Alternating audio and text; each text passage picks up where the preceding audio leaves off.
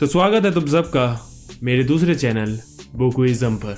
तो तुम लोग काफी दिनों से कह रहे थे वी वांट बरसर्क को एक्सप्लेन करो, तो आपका हुक्म सर आंखों पर। तो मैं एक ये नई सीरीज चालू कर रहा हूँ जिसमें मैं खतरनाक मांगास को कवर करूंगा और उसमें पहला नंबर है बरसर्क का, रिगार्डेड एज द ग्रेटेस्ट मांगा ऑफ ऑल टाइम। तो शुरू करने से पहले मैं कुछ इंपॉर्टेंट चीजें बताना चाहता हूँ, ध्यान से सुनना। पहला कि मैं ज्यादा मांगा के पैनल्स नहीं दिखाऊंगा, कॉपीराइट स्ट्राइक। लेकिन फिक्र मत करो, मैं तुम्हें इतनी अच्छी तरह समझाऊंगा कि तुम्हें उनकी भी जरूरत नहीं पड़ेगी।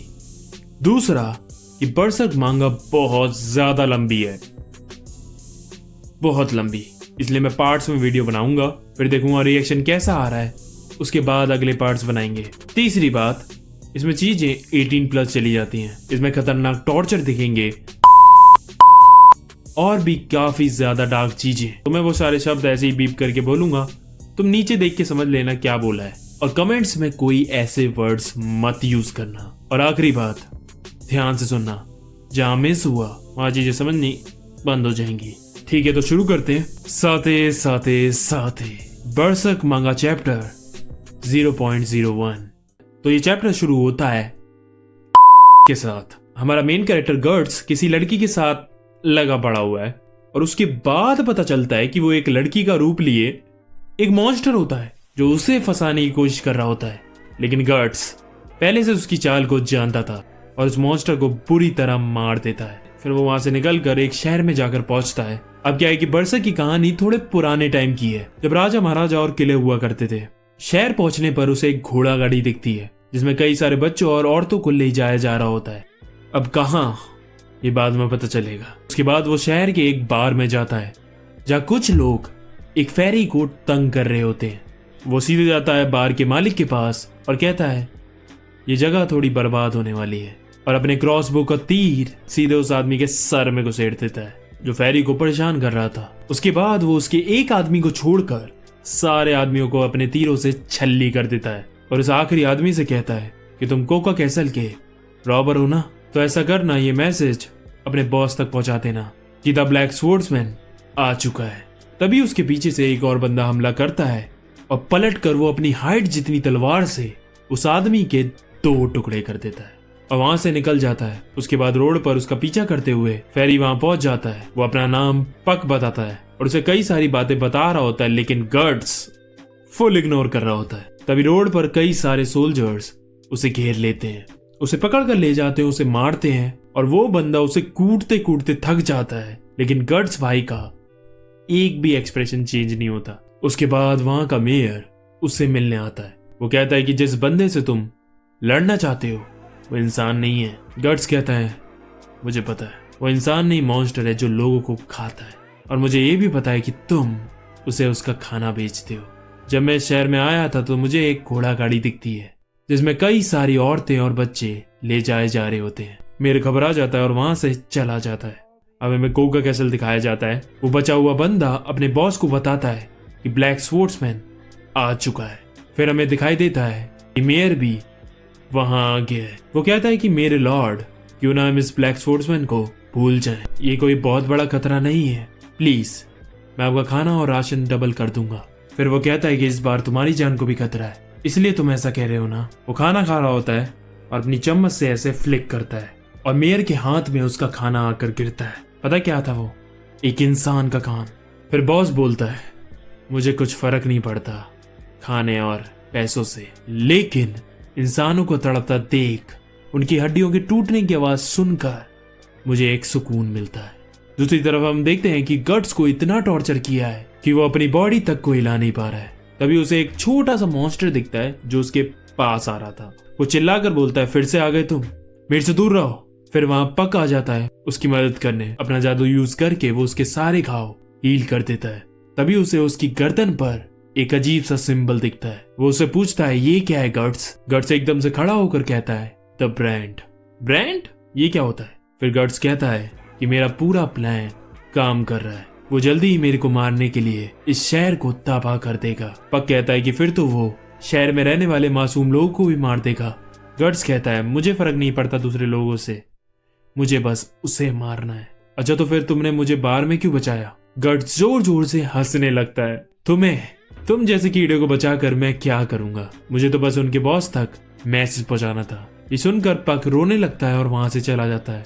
लेकिन पग जो वहां जेल की चाबी लेकर आया था, उससे गट्स बाहर निकल सकता है। तभी उसे आवाजें सुनाई देती हैं और वो खिड़की पर जल्दी जाता है और उसे दिखता है कि पूरे शहर में आग लगनी स्टार्ट हो गई है, जिसका मतलब है कि वो उसे मारने के लिए आ चुका है। गट्स के गर्दन पे जो मार्क था उससे खून निकलने लगता है और फिर वो कहता है कि मैं इसी वक्त का इंतजार कर रहा था। पग ऊपर से पूरे शहर की तबाही देख रहा होता है। हर जगह आग और लाशें बिछी हुई थी। जो भी उनके सामने आ रहा था वो उसे मारते हुए जा रहे थे। और तभी गट्स की बैटलफील्ड में एंट्री हो जाती है। एक एक करके वो उसके सोल्जर्स को तीरों से छल्ली कर देता है और उसके बाद तलवार निकालता है और एक बंदे को उसके घोड़े सहित उसके 2 टुकड़े कर देता है। जिसके बाद उनका बॉस आता है जिसने सांप का आर्मर पहन रखा होता है और हाथ में एक बड़ी कुल्हाड़ी। फिर वो कहता है कि तुम हो वो ब्लैक स्पोर्ट्समैन जो हम जैसे अपोस्टलिस का शिकार कर रहा है। यहाँ हमें पता चलता है कि जो ये लोग हैं जो ह्यूमन जैसा दिखते हैं लेकिन असल में वो एक दानव है, उन्हें अपोस्टलिस कहते हैं। उसके बाद गट्स बिना टाइम गवाए 10-12 तीर उसके शरीर के अंदर घुसेड़ देता है, लेकिन उसे कुछ नहीं होता। वो साला फिर से सीधा खड़ा हो जाता है। वो फिर से उस पर तीर बरसाता है और वो एक घर में जाकर गिरता है। और तभी अचानक से गट्स पे एक एनाकोंडा जैसे सांप का हमला होता है। फिर वो बंदा अंधेरे से निकलकर अपना असली रूप दिखाता है। असलियत में वो साला एक स्नेक डीमन होता है और फिर वो गट्स को बुरी तरह धोने लगता है, जो कि होना था। पहला कि गट्स इंसान है और दूसरा कि वो साला उससे वजन और साइज में बहुत बड़ा है। वो उसे मार मार कर अधमरा कर देता है और उसे खाने ही वाला होता है कि तभी एकदम से गट्स अपने लोहे वाले हाथ से कैनल चला के उसका मुंह फाड़ देता है, जिसके बाद उसके पूरे मुंह पे आग लग जाती है। और उसी का फायदा उठा के एकदम से गट्स अपनी तलवार से उसे बीच में से काट देता है। उसके बाद भी गट्स रुकता नहीं है। वो उससे कहता है कि अभी इतनी जल्दी मत मरो, आराम से अपना टाइम लो। तुमने सही कहा था, इंसान बहुत कमजोर होते हैं, लेकिन उसके बावजूद हमें कितना भी मारा जाए या टॉर्चर किया जाए, हम फिर भी जीना चाहते हैं। लो अब तुम भी थोड़ा दर्द लो। और गट्स उसे बुरी तरह से तीरों से छल्ली करके मजे ले रहा होता है। और तब वो स्नेक डीमन उसकी गर्दन का मार्क देखता है और कहता है ये तो ब्रांड ऑफ सेक्रीफाइस है। गट्स उससे पूछता है कि गॉड हैंड्स के 5 मेंबर कहाँ हैं। वो कहता है मुझे नहीं पता, ऐसी चीजों के बारे में हम जैसों को नहीं बताया जाता। ठीक है तो अब तुम आराम से चल कर मरो। वो डीमन भीख मांगने लगता है। मैं मरना नहीं चाहता, लेकिन गट्स पूरे टशन में उसे चलता हुआ छोड़ के चला जाता है। ये सब देखने के बाद वहाँ खड़ा पग कहता है ये बंदा तो बर्सर्क है, जिसका मतलब पागल, क्रेजी, आउट ऑफ कंट्रोल। अब समझे इस सीरीज का नाम बर्सर्क क्यों है। हमारा मेन कैरेक्टर गट्स जरूर एक इंसान है, लेकिन वो दिल और दिमाग से इतना कुछ झेल चुका है कि अब वो कोई शैतान से कम नहीं। और इस चैप्टर के आखिरी पैनल में हमें गट्स दिखाई देता है जिसे डीमंस की आवाज आ रही है। वो उससे कह रहे हैं कि तुम हमसे भाग नहीं सकते हैं। उसके बाद कई सारे डीमंस उस पर अटैक कर देते हैं, लेकिन जैसे तैसे गट्स उन्हें मार कर बच निकलता है। उसका पीछा करते हुए पग भी वहां आ जाता है। फिर से वो गट्स से बातें करने लगता है। अरे तुम्हें चोटें कैसे लग गई, क्या मैं तुम्हें हील कर दूं? गट्स उसे पकड़कर पानी में फेंक देता है और कहता है सॉरी, पर मेरा पेट रखने का अभी कोई मूड नहीं है। और दूसरी बात, मुझे एल्स बिल्कुल पसंद नहीं है। लेकिन क्यों? क्योंकि तुम वीक हो। मुझे कमजोरों से सख्त नफरत है। वो सिर्फ बड़ी बड़ी बातें करते हैं और कुछ नहीं। कमजोरों को देखकर मुझे उन्हें कुचलने का मन करता है। ये कहकर वो वहां से चला जाता है। थोड़ी देर बाद वहां मौसम बदलता है और बारिश होने लगती है। गट्स उस तेज बारिश में चल रहा होता है कि तभी उसके पीछे से एक घोड़ा गाड़ी आती है और उसमें बैठा बुढ़ा उससे कहता है कि क्यों ना तुम हमारे साथ आ जाओ, बाहर बहुत तेज बारिश हो रही है। लेकिन गट्स तुरंत मना कर देता है, लेकिन बुढ़ा फिर भी उसे आने को कहता है। गट्स कहता है कि मैं ये तुम्हारी भलाई के लिए कह रहा हूँ, मेरे पीछे कई सारी इविल स्पिरिट्स पड़ी हैं जो मुझे मारना चाहती हैं। बुढ़ा कहता है कि फिक्र मत करो, मैं एक प्राइज्ड हूँ और यहाँ हमारे पास एक लकी स्पिरिट भी है जो हमारी रक्षा करेगा। तो असल में उनके साथ पग भी होता है। बुड्ढे के इतने कहने पर गट्स उसके साथ चला जाता है। बुड्ढे की बेटी उसे वाइन पीने के लिए देती है। वो उससे पूछती है कि तुम्हें यह जख्म कहाँ से मिले। मैंने कहा था ना, इवल स्पिरिट्स मेरे पीछे हैं। बुड्ढा कहता है कि तुम्हें देखने से लगता है कि तुम एक मर्सिनरी हो। वैसे मुझे तुम लोगों का ये काम बिल्कुल पसंद नहीं, कुछ जीने के लिए दूसरों को मारना। मेरा भी एक भतीजा था जो तुम्हारी तरह ही एक मर्सिनरी था, लेकिन 5 साल पहले किसी जंग में किसी के हाथों मर गया। अगर वो आज जिंदा होता तो उसकी भी एक फैमिली होती, बच्चे होते, वो अपनी ये सिंपल लाइफ एंजॉय कर सकता था। कितना बेवकूफ था वो जो वो मर्सिनरी बन गया। गर्ट्स कहता है इसमें गलत क्या था, उसे जो करना था और उसे जैसा जीना था उसने अपनी लाइफ वैसे जी। मुझे लगता है कि वो खुश होगा। रही मरने की बात तो एक दिन सबको मरना है, मुझे, तुम्हें, और मौत के बाद कुछ भी नहीं आता, कुछ भी नहीं। चलो अब मैं थक गया हूँ, मैं थोड़ी देर सो रहा हूँ। बुड्ढे की बेटी उसे कंबल उड़ा देती है और शर्मा कर बोलती है तुम्हें ठंड लग सकती है। उसके बाद जब गर्ट सो जाता है तो हमें दिखता है कि उस घोड़ा गाड़ी की छत पे से पानी की बूंदें टपक रही होती हैं और धीमे धीमे वो बूंदें एक आंख बन जाती हैं जिसके नीचे गर्ट चल रहा होता है, वो भी नंगा। उसकी दोनों तरफ लंबी दीवारें होती हैं, लेकिन तभी उसके मार्क से खून निकलने लगता है। वो वहां से निकलने की कोशिश कर रहा होता है, लेकिन तभी उसके पैरों में तीर घुस जाते हैं और एक बड़ा सा मॉन्स्टर उसके पास आ रहा होता है, ये कहता हुआ कि तुम यहाँ से बच नहीं सकते। तभी हम असल दुनिया में वापस आ जाते हैं जहाँ गर्ट्स ने उस मॉन्स्टर को चाकू घुसेड़ कर मार दिया है। बुड्ढे और उसकी बेटी को यकीन नहीं हो रहा था जो भी उन्होंने अभी देखा। गर्ट्स बताता है कि ये है इनकबस, ये ऐसा इविल स्पिरिट है जो लोगों को डरावने सपने दिखाकर उनके डर को खाता है। ये साले मुझे सोने तक का टाइम नहीं देते। पक कहता है कि ये चीजें तुम्हारे पीछे ही क्यों पड़ी हैं। तब गर्ट्स कहता है इस मार की वजह से ये उन सबको बुलाता है, द ब्रांड ऑफ सैक्रिफाइस। तभी उसके मार्क से खून निकलने लगता है और वो वहां से बाहर निकल जाता है। गर्ट्स कहता है कि तुम सब अंदर रहो, इनकबस उन मुर्दों के खून से जन्म लेते हैं जो बुराई और नफरत से भरे हुए होते हैं। इसका मतलब है कि इस जंगल में आसपास ऐसी लाशें पड़ी होंगी जिनका यूज करके डीमंस हम पर अटैक करेंगे। तभी अचानक से घोड़े अजीब सा बर्ताव करने लग जाते हैं। वो लड़की उन्हें चुप कराने के लिए नीचे उतरती है। गर्ट्स कहता है बेवकूफ लड़की बाहर मत निकलो, और तभी एकदम से एक भाला उस लड़की के आर पार हो जाता है। हम देखते हैं कि जमीन के अंदर से स्केलेटन्स निकलने लगते हैं और चारों तरफ से उन पर अटैक चालू हो जाता है। पक कहता है कि हमें यहाँ से निकल जाना चाहिए, जो पहले से मरे हों उन्हें हम कैसे मारेंगे। गर्ट्स कहता है कि तुम्हें जाना है तो जाओ, मैं तो इन सब को मारूंगा। और उसके बाद वो उन सब स्केलेटन्स का चूरा बनाने लगता है। और जब तुम इसकी मांगा पढ़ोगे तुम्हें इसकी आर्ट की परफेक्शन दिखेगी। तभी पक गर्ट्स को आवाज लगाता है। गर्ट्स कहता है दिख नहीं रहा, मैं यहाँ बिजी। फिर उसे दिखता है कि उस लड़की के अंदर एक डीमन आ चुका है और उसने अपने ही बाप का सर काट दिया है। वो लड़की गर्ट्स की तरफ बढ़ रही होती है, लेकिन गर्ट्स उस लड़की के बारे में ही सोच रहा होता है। इतने में वो उसके पेट में तलवार को सेड़ देती है और तब उसे होश आता है और एक झटके में वो उस लड़की के 2 टुकड़े कर देता है। अभी भी उसे कई सारे स्केलेटन डीमन से लड़ना था, लेकिन उसकी हालत खराब हो रही थी। उसके बावजूद वो पूरी रात लड़ता रहा और सुबह होने तक उसने पूरे स्केलेटन आर्मी को जैसे तैसे खत्म कर दिया। इवल स्पिरिट्स उन स्केलेटन से बाहर निकल जाती हैं। गर्ट्स अभी भी उस लड़की की लाश को घूर रहा होता है। पक कहता है कि इसमें तुम्हारी गलती नहीं थी। गर्ट्स जोर जोर से हंसने लगता है और कहता है कि तुम सही कह रहे हो। वैसे भी जिनके पास इतनी ताकत नहीं है कि वो खुद को बचा सकें, इससे बढ़िया उन्हें मर ही जाना चाहिए। अगर तुम हमेशा जमीन पर चींटियों के चलने की फिक्र करोगे तो तुम कभी चल नहीं पाओगे। एकदम से चारों ओर से डीमंस की आवाज आने लगती है। सब बेकार है, तुम हमसे भाग नहीं सकते, हम तुम्हारा पीछा कभी नहीं छोड़ेंगे, तुम जहां भी जाओगे हम वहां आएंगे। गर्ट्स अपने आम की कैनन को हवा में चलाकर चिल्लाता है चुप करो, और फिर वहां से चला जाता है। ऊपर खड़ा पक इस सारी तबाही को देखकर कहता है तो ये वो दुनिया है जिसमें तुम रहते हो गर्ट्स।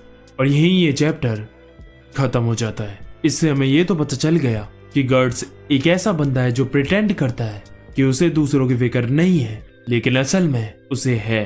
लेकिन वो ऐसा प्रिटेंड इसलिए करता है ताकि दूसरे लोग भी उसके अंधेरे में खिंचे न चले जाएं। अब आगे बढ़ते हैं अगले चैप्टर 0.03 पर, the guardian of desire part 1। Chapter की शुरुआत होती है जहां हम किसी एक राज्य के किले के बाहर हैं, जहां किसी को मौत की सजा सुनाई जा रही है। उसका जुर्म है कि उसने डीमन से हाथ मिलाया है, लेकिन जो लड़की गुनहगार है वो चीख चीख के कह रही है कि ये सब झूठ है, मैंने ऐसा कुछ नहीं किया। लेकिन तब तक उसका धड़ सर से अलग कर दिया जाता है। वो बुढ़ा जजमेंट अपने राजा से कहता है कि महाराज ये एग्जीक्यूशन कंप्लीट हुआ, लेकिन ये इस महीने का 5वां था। अगर ऐसे ही चलता रहा तो आपको हायर अथॉरिटीज से बुलावा आ सकता है। राजा कहता है मुझे फर्क नहीं पड़ता, जिस पर भी शक हो उसे मार दो। इनका रूलर होने की खातिर मैं इनकी भलाई के लिए सब कुछ कर रहा हूँ। तब हमें दिखाया जाता है कि वो मोटा भैंस जैसे दिखने वाला शख्स इनका राजा है। तभी वहां गर्ड्स आ जाता है और उस लड़की के कटे हुए सर को उठाता है और उसके चेहरे के एक्सप्रेशन को देखकर तुम बता सकते हो कि वो लड़की मासूम थी। पीछे उस लड़की का भाई चीख रहा होता है, लेकिन राजा के सिपाही उसे ढकेल देते हैं। फिर वो सिपाही गर्ड्स के पास आकर उस खोपड़ी को मांगता है, लेकिन गर्ड्स उसके मुंह पर थूक देता है और उस खोपड़ी को सीधा राजा के ऊपर फेंक देता है और उस सिपाही के मुंह पर घुसड़ मार के उसका जबड़ा तोड़ देता है। तभी हमें दिखाई देता है कि गर्ड्स ने अपने ब्रांड के सिंबल को खून से उस लड़की के सर पर लगा दिया था। राजा वो सिंबल देखकर घबरा जाता है और फिर गर्ड्स वहां से चला जाता है। राजा को पता चल गया था कि ये ब्लैक स्वॉर्ड्समैन ही है। लगता है वो मेरे साथ जंग करना चाहता है, मजा आएगा। और उस लड़की के चेहरे को अपनी उंगलियों से दबाकर फाड़ देता है। उसके बाद सारे सिपाही गर्ड्स को पकड़ने के लिए पूरे शहर में घूम रहे होते हैं। गर्ड्स भी बच बचाकर भाग रहा होता है, लेकिन आखिरकार वो उसे घेर लेते हैं। उसके बाद गर्ड्स के पास लड़ने के सिवा और कोई रास्ता नहीं था। गर्ड्स शुरुआत करता है 2 सिपाही को एक साथ काटने से। उसके बाद वो एक एक करके सबको काटने लगता है। इतने कुछ सिपाही ऊपर से तीर चला पाते उससे पहले पक वहां आकर उन्हें अंधा कर देता है और उसका फायदा उठाकर गर्ड्स उन्हें मार देता है। उसके बाद उनका सबसे पावरफुल सोल्जर आता है, कैप्टन जोन डार्क। काफी लंबा चौड़ा अपनी बड़ी सी कुल्हाड़ी के साथ। वो कहता है तुम बुरा तो नहीं मानोगे कि अगर मैं अपनी कुल्हाड़ी की ताकत तुम पर आजमाऊं। पहला अटैक गर्ड्स डॉज कर देता है। वो दोबारा अपनी कुल्हाड़ी घुमाता है जिसमें उसके खुद के आदमी घायल हो जाते हैं, लेकिन उसे कुछ फर्क नहीं पड़ रहा होता। गर्ड्स अभी भी उसे डॉज ही कर रहा होता है। वो कहता है क्या हुआ, मेरी कुल्हाड़ी से डर लग रहा है क्या? अगली बार जब वो अपनी कुल्हाड़ी घुमाता है तो गर्ड्स भी अपनी तलवार घुमाता है और उसकी कुल्हाड़ी के साथ साथ वो उनके कैप्टन के आर्मर तक को तोड़ देता है और लात मार कर उसका जबड़ा भी तोड़ देता है। तभी हमें दिखाई देता है कि एक सीवर से एक बंदा ये सब कुछ देख रहा होता है। उसके बाद वहां और सोल्जर्स आ जाते हैं। गर्ड्स को पता था ये कभी खत्म नहीं होगा। तभी वहां 2 गैस के गोले आ पड़ते हैं, जिसकी वजह से वहां धुआं हो जाता है और वो सीवर वाला आदमी उनकी मदद करके उन्हें वहां से निकाल देता है। हमें दिखता है कि रात हो चुकी है और सीवर वाला आदमी जो कि एक बोना है वो गर्ड्स और पक को अपने घर ले जाता है। उसके घर में एक लेबोरेटरी होती है जहाँ पर कई अजीब अजीब सी चीजें रखी हुई थी। गर्ड्स उसे पूछता है कि तुम मुझे यहाँ क्यों लाए हो? वो कहता है कि मैंने आज एग्जीक्यूशन के वक्त तुम्हें देखा था, क्या तुम उस राजा को मारना चाहते हो? गर्ड्स उसकी लाठी को लात मार देता है, जिसकी वजह से वो गिर जाता है और कहता है कि पहले मैंने तुमसे क्वेश्चन किया था। वो आदमी खड़ा होता है। हमें दिखाई देता है कि उसकी दोनों टांगे कटी हुई हैं और उसका आधा मुंह छिला हुआ है। वो कहता है कि मैं नहीं चाहता था कि तुम वहां मर जाओ, इसलिए मैंने तुम्हें वहां से निकाला, क्योंकि मैं चाहता हूँ कि तुम उस राजा को मारो। वो इंसान नहीं राक्षस है। उसने ही मेरी दोनों टांगे काटी और उसने ही मेरे मुंह का फ्लैश निकाला और उसके बाद वो उन्हें खा भी गया। मुझे पता है कि ये विश्वास करना थोड़ा मुश्किल है। गर्ड्स कहता है मुझे तुम पर विश्वास है, शायद मुझे ये भी पता है कि वो क्या है। वो आदमी कहता है कि मुझे तुम्हें कुछ दिखाना है। वो एक खुफिया दरवाजा खोलता है और गर्ड्स उसके साथ अंदर जाता है और उसे जो वहां दिखता है वो देख वो हैरान हो जाता है। वहां एक अजीब सा अंडा होता है जिसे गर्ड्स भी लेत बताता है। वो बोना आदमी कहता है कि तुम्हें पता है ये क्या है, और तभी एकदम से गर्ड्स उसकी गर्दन पकड़ लेता है। पक गर्ड्स को रोकने की कोशिश कर रहा होता है। गर्ड्स उसे पूछता है कि तुम असल में कौन हो और तुम्हें ये चीज कहां से मिली? वो कहता है ये मेरी नहीं है, मुझे राजा के महल से मिली थी। गर्ड्स उसे फिर छोड़ देता है और कहता है मुझे सब बताओ, सब कुछ। वो आदमी फिर अपनी कहानी बताता है। मेरा नाम वर्गस है और मैं कभी राजा के महल में एक फिजिशियन था। फिजिशियन वो होता है जिसे मेडिसिन की नॉलेज होती है। You can consider him as a doctor. वो कहता है कि राजा हमेशा से ही बहुत ज्यादा क्रूर था, पर तब तक वो इंसान था, लेकिन जब 7 साल पहले उसे ये चीज मिली तभी से राजा बदल गया। उसके बाद वो लोगों को ऐसे ट्रीट करने लगा जैसे वो कोई खिलौने हो। वो उन्हें जिंदा काटने और चीरने लगा, टॉर्चर भी करता और उसके बाद तो वो उन्हें खाने भी लगा। मैं राजा के इस चीज का पार्ट नहीं बनना चाहता था, इसलिए मैंने महल से भागने का सोचा। एक दिन जब मैं अपनी वाइफ और अपने दोनों बच्चों के साथ वहां से निकल रहा था तो सिपाहियों ने हमें पकड़ लिया और हमें काल कोठरी में डाल दिया। उसके बाद उस दानव ने मेरी और मेरी फैमिली को बहुत टॉर्चर किया और मेरी आंखों के सामने वो मेरी पत्नी और मेरे दोनों बच्चों को खा गया। वो दृश्य मैं अभी तक नहीं भूला हूं।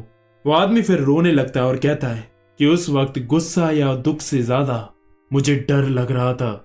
उसके बाद मैंने ऐसा ड्रग ले लिया जिसे मैं अपनी मौत फेक दिखा सकूं, और मौका देखकर मैं इस अंडे को लेकर वहां से निकल गया। उसके बाद इन 7 सालों में मैंने इस चीज की बहुत रिसर्च करी, लेकिन मुझे एक क्लू तक नहीं मिला। आखिर ये अंडा असल में है क्या? गट्स कहता है चाबी, एक ऐसी चाबी जो दूसरी दुनिया का पोर्टल खोलता है, और उस पोर्टल से ऐसे डीमंस आते हैं जिन्होंने बरसों से ह्यूमन की डार्क साइड को मैनिपुलेट किया है, और वो डीमंस हैं गॉड हैंड के 5 मेंबर्स। दूसरी तरफ हम महल में देखते हैं तो कैप्टन जॉन डार्क, जिसे गट्स ने पिछले चैप्टर में धोया था, वो होश में आ चुका है और वो गुस्से से पागल हो गया है और सिर्फ एक ही चीज दोहराया जा रहा है, मुझे ब्लैक स्वॉर्ड्समैन को मारना है। तभी महाराजा आ जाता है और सबको रूम खाली करने के लिए कहता है। राजा का सलाहकार कहता है लेकिन महाराज एक बार बोला ना। सब बाहर चले जाते हैं और फिर राजा उस पागल जॉन डार्क की गर्दन पीछे से पकड़ लेता है और कहता है कि तुम्हें ब्लैक स्वॉर्ड्समैन से नफरत है ना? वो कहता है हाँ, उसे मारने के लिए मैं कुछ भी कर सकता हूँ। तो राजा कहता है तुम्हारी इच्छा मैं अभी पूरी कर देता हूँ। राजा फिर अपना मुंह खोलता है तो उसके मुंह से एक मॉन्स्टर निकलता है जिसका फेस उसी की तरह होता है, और फिर वो जॉन डार्क के मुंह के अंदर चला जाता है। बाहर हम देखते हैं कि एक सिपाही संदेशा लेके आता है कि उन्हें ब्लैक स्वॉर्ड्समैन का पता चल गया है। राजा का सलाहकार कहता है कि 30 जनों की टुकड़ी बनाओ और उस ब्लैक स्वॉर्ड्समैन को पकड़ कर लाओ। पीछे से राजा आता है और कहता है इसकी कोई जरूरत नहीं है, मेरे पास इससे भी अच्छा प्लान है। कैप्टन जॉन डार्क अकेले जाएगा। सब हैरान हो जाते हैं कि कैप्टन जॉन डार्क इतनी जल्दी सही कैसे हो गया। दूसरी तरफ पक उस बेलित को घूर रहा होता है, उसे टच कर रहा होता है, उसे मार रहा होता है और कहता है कि करीब से देखा जाए तो ये एक फेस जैसा लगता है। और तभी उस बेलित की एक आंख खुलती है। पक हैरान हो जाता है। गट्स कहता है ये मामूली अंडा नहीं है, ये एक जिंदा चीज है, हालांकि अभी ये हमें कोई नुकसान नहीं पहुंचाएगा। पक गट्स से पूछता है कि इससे गॉड हैंड्स के मेंबर्स को कैसे बुलाते हैं? गट्स कहता है बेवकूफ कहीं के, अगर मुझे ये पता होता तो मैं क्या इतनी परेशानी उठा रहा होता। गट्स फिर बोने से पूछता है कि मैं एक चीज तो पूछना भूल ही गया, ये अंडा राजा के पास कैसे आया? वो कहता है बाय चांस एक दिन किले में कई सारे मर्चेंट्स आए थे, उन्हीं में से एक मर्चेंट के पास ये अंडा था और उस मर्चेंट को भी ये नहीं पता था कि ये क्या है। उसने ये बताया था कि उसने ये एक बाजार से खरीदा है जो कि ईस्ट डायरेक्शन में था। फिर वो बोना आदमी गट्स को राजा के किले का मैप दिखाता है, वो उसे एक सीक्रेट रास्ता बताता है जिससे वो किले के अंदर जा सके। वो कहता है कि काश मैं तुम्हारे साथ चल सकता, लेकिन इस शरीर के साथ मैं तुम्हारे ऊपर सिर्फ बोझ ही बनूंगा। मैंने 7 साल से इस दिन का इंतजार किया है, तुम ही मेरी आखिरी उम्मीद हो, प्लीज मेरी बीवी और बच्चों का बदला लेना। ये कहते हुए वो गट्स के कंधे पर हाथ रख देता है और गट्स उसे कसकर लात मार कर उसे पीछे कर देता है। पक उस पर चिल्लाने लगता है कि क्यों उस बेचारे को मार रहे हो। गट्स उसे कहता है कि तेरे से 2 बातें क्या कर ली, तू तो सर पर ही चढ़ने लगा, मुझे दोबारा छूने की हिम्मत मत करियो। कभी आईने में शक्ल देखी है तूने? एक मॉन्स्टर से कम नहीं लगता। शक्ल अच्छी नहीं है तो कम से कम व्यवहार तो अच्छा रख। पक गट्स पे चिल्ला रहा होता है, लेकिन वो बोना कहता है कोई बात नहीं, मुझे बुरा नहीं लगा, बस तुम राजा को मार दो और मुझे कुछ नहीं चाहिए। गट्स कहता है का यार, मैं तुम्हारे बदले के लिए उसे नहीं मार रहा हूँ, मुझे उसे मारना है इसलिए मार रहा हूँ। तभी गट्स को एक आवाज सुनाई देती है। तभी हम देखते हैं कि दरवाजा तोड़कर जॉन डार्क वहां आ गया है और फिर अपनी कुल्हाड़ी से गट्स पर अटैक करके उसे गिरा देता है। गट्स समझ गया था ये पहले वाला जॉन डार्क नहीं है, उसके ब्रांड से खून भी निकलने लगता है। वो कहता है अब समझा, अब तुम इंसान नहीं रहे। उसके बाद वो दोबारा अपनी कुल्हाड़ी से गट्स पर अटैक करता है, लेकिन गट्स इस बार सीरियस था और इसकी कुल्हाड़ी सहित उसका हाथ काट देता है। उसके बाद जॉन डार्क के उस कटे हाथ से कुछ टेंटिकल्स निकलने लगते हैं और एक नया हाथ बना देते हैं। गट्स भी अपनी पोजीशन ले लेता है और वो अपने नए हाथ से पूरी जोर लगाकर उस पर अटैक करता है, लेकिन गट्स उसे रोक लेता है। अब जॉन डार्क अपने टेंटिकल्स को बहुत ही तेज घुमाता है और गट्स उसके हर एक हमले को डिफेंड करना चालू कर देता है और इनकी लड़ाई में आसपास सब तबाह होने लगता है। वो बोना आदमी कहता है कि ये कैसा राक्षस है, ये अपनी बैटल एक्स को इतनी तेज घुमा रहा है कि मुझे अपनी आंखों से वो दिख भी नहीं रही। पक कहता है हाँ, लेकिन जरा गट्स को देखो, उसके बावजूद वो उसके हर एक अटैक को ब्लॉक कर रहा है। उसके बाद गट्स उसके हमलों को ब्लॉक करते हुए उसका दूसरा हाथ भी काट देता है और फिर मौका मिलते ही उसका आधा सर। और ये सब करने के बाद भी गट्स को एक भी खरोच नहीं आती। पीछे खड़ा पक कहता है, मुझे पता था ये इनक्रेडिबल है, लेकिन इतना, ये सच में एक मास्टर स्पोर्ट्समैन है। वो बोना और पक ये देखकर हैरान थे कि आधा सर कटने के बाद भी ये बंदा खड़ा कैसे है। फिर उसके सर में से भी एक मॉन्स्टर निकलने लग जाता है जिसका मुंह बिल्कुल राजा जैसा होता है, जो हमने पहले देखा था। वो कहता है, बहुत अच्छे ब्लैक स्पोर्ट्समैन, एक इंसान होने के बाद भी तुम बहुत ताकतवर हो। फिर वो बोने को देखकर कहता है, बहुत दिनों बाद दिखे वेरगस। फिर उसकी नजर नीचे पड़े पीलित पर पड़ती है और वेरगस उसे तुरंत उठा लेता है। वो कहता है, अच्छा तो वो तुम थे, थोड़ा इंतजार करो, पहले मैं बस इससे निपट लूं, फिर हम वहीं से चालू करेंगे जहां से हमने 7 साल पहले छोड़ा था। फिर वो गट से कहता है कि तुम बहुत ताकतवर तो हो और कोई इंसान तुम्हें हरा नहीं सकता, लेकिन तुम में एक कमी है कि तुम मोर्टल हो।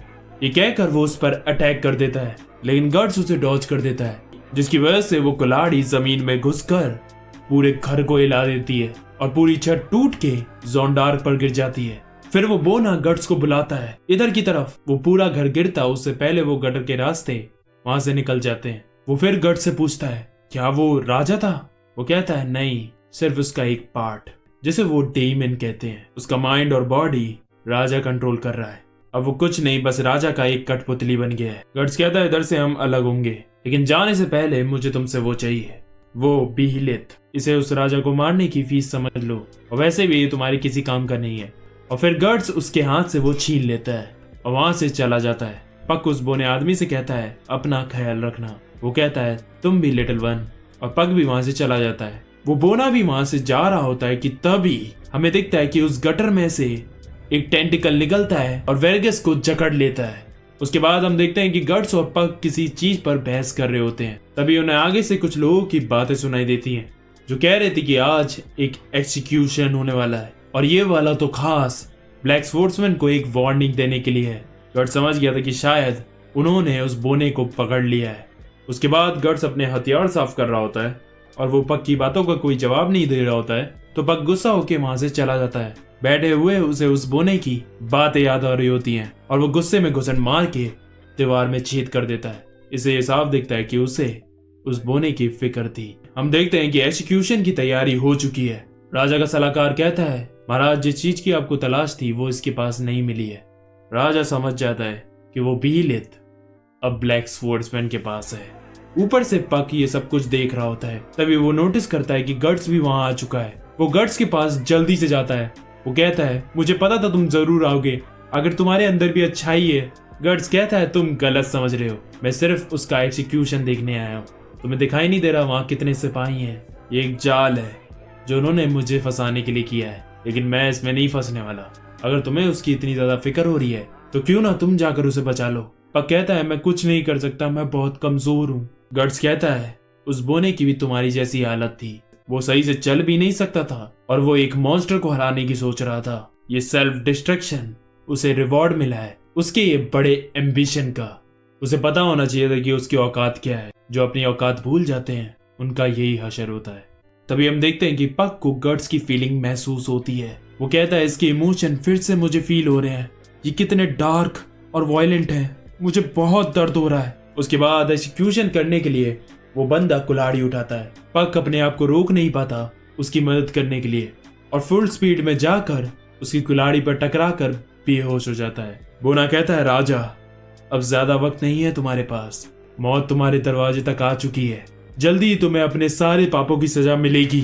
सुन रहे हो ना ब्लैक स्पोर्ट्समैन, इस दानव को छोड़ना मत। और ये कहते कहते उसका सर धड़ से अलग कर दिया जाता है। जब गट्स वहां से जाने लगता है तो उसे एक इनकबस दिखता है, एक नाइटमेयर डीमन जो पिछले चैप्टर में आया था, लेकिन इस बार उसका सर उस बोने की शक्ल जैसा था। गट्स ये देखकर घबरा जाता है। दूसरी तरफ हम देखते हैं कि राजा के 2 सिपाही उस बोने की लाश और दूसरी बॉडीज को जलाने के लिए ले जा रहे होते हैं। तभी वहां गट्स आकर उन दोनों को मार देता है और उस बोने के सर से बात कर रहा होता है। वो कहता है, देखो तो तुम्हारी आंखें कैसे बदले की आग से भरी हुई हैं, फिक्र मत करो, मैं तुम्हारी तरह फेल नहीं होऊंगा, उसे मैं मार कर रहूंगा। तभी जमीन से कई सारी आत्माएं निकलने लगती हैं जो उस राजा से बदला लेना चाहती हैं और वो आत्माएं गट्स के ऊपर चढ़ने लगती है। रिवेंज रिवेंज और उसके शरीर के अंदर घुस जाती हैं और उसका फेस एकदम से एक डीमन में चेंज हो जाता है। लेकिन अगले ही पल वो सारी आत्माएं उससे बाहर आ जाती हैं। गर्ट्स लंबी लंबी सांसें लेने लगता है और कहता है, तुम में और मुझ में कुछ कॉमन नहीं है, तुम सब मर चुके हो। कायरो, मुझसे दूर रहो, मुझे तुम्हारी जरूरत नहीं है। ये मेरी लड़ाई है और मैं जिंदा हूँ, इसे मैं अकेले लड़ूंगा। ये कहकर वो किले की तरफ जाने लगता है। हम देखते हैं कि गर्ट्स खुफिया रास्ते से किले के अंदर घुस गया है और दूसरी तरफ पक राजा के कब्जे में है और उसे कहीं ले जाया जा रहा होता है। पक काफी दुखी था क्योंकि वो उस बोने आदमी को बचाने के लिए कुछ नहीं कर पाया। उसके बाद हम देखते हैं कि राजा पक को लेकर एक कमरे में जाता है जहाँ एक लड़की होती है जो बहुत सुंदर होती है। असल में वो राजा की बेटी होती है। पक ये देखकर हैरान था कि इस मोटे की बेटी इतनी सुंदर कैसे है। राजा कहता है, थेरेसिया, लो मैं तुम्हारे लिए गिफ्ट लाया हूँ। वो कहती है, ये तो एक एल्फ है। हाँ, तुम्हें पसंद आया?